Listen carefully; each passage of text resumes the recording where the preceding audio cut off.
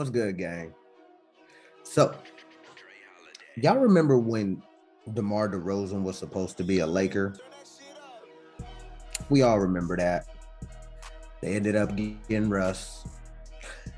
But we all wonder, what happened? Well, DeMar is here on JJ Redick's podcast, and he's giving us the tea, my nigga.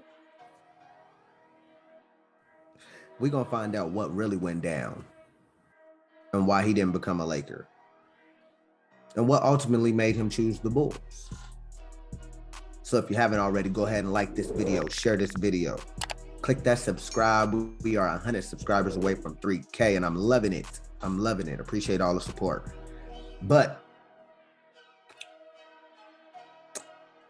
let's get straight into this motherfucking video. You feel me?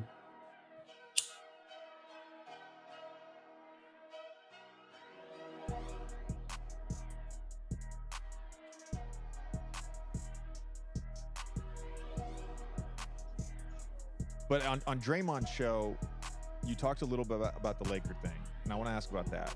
But you actually said something about like a minimum, like you getting the vet minimum. Was that actually a real thing? Like, were teams actually bringing you offers for the Someone vet minimum? Wow. offered that, yes. I'm not going to say who. Someone did offer that, and there was another team that said they wouldn't even come to me with that and disrespect me in any type of way of offering that. But that's all they had. But yeah, Wow. that was a thing. The vet minimum, mind you, DeMar been playing in the league for over 10 years. So once you're 10 years up, they can offer you the minimum. But the vet minimum, like, dang, bro, you don't want to give me the baggie?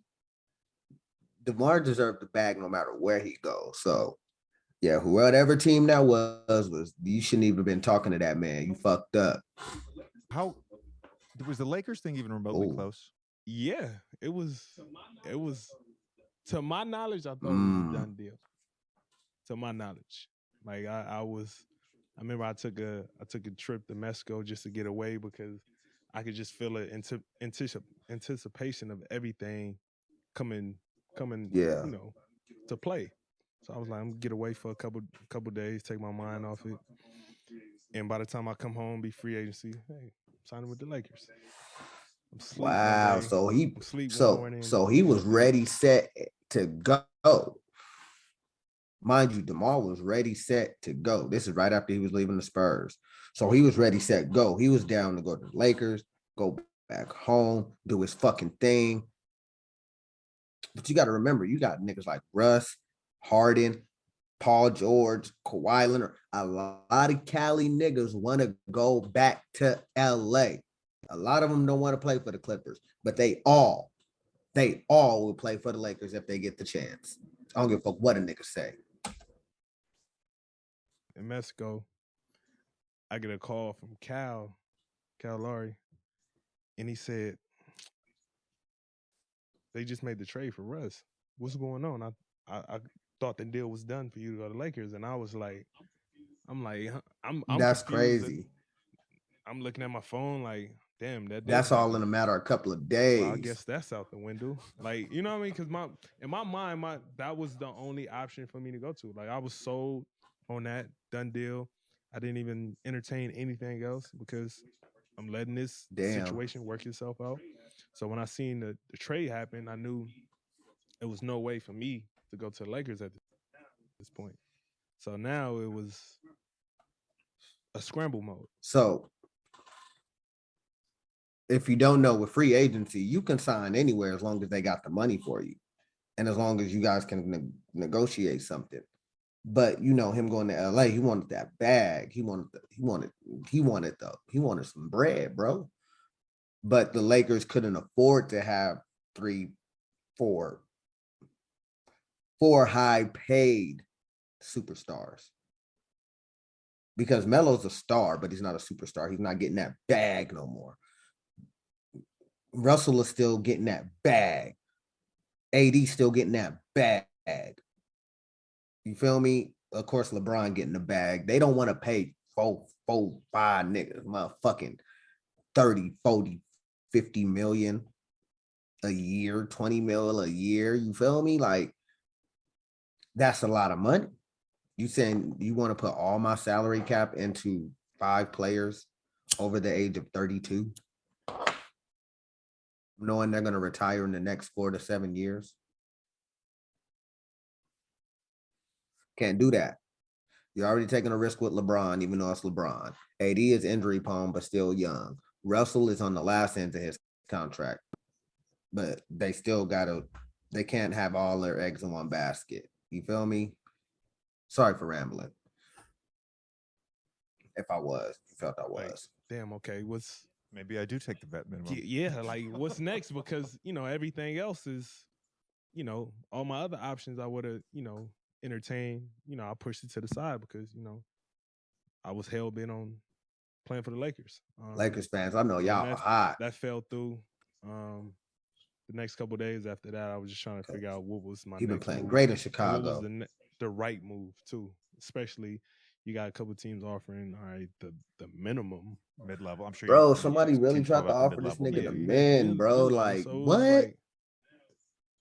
No, we want our money. It takes such a huge turn with that one trade of me figuring out what's next.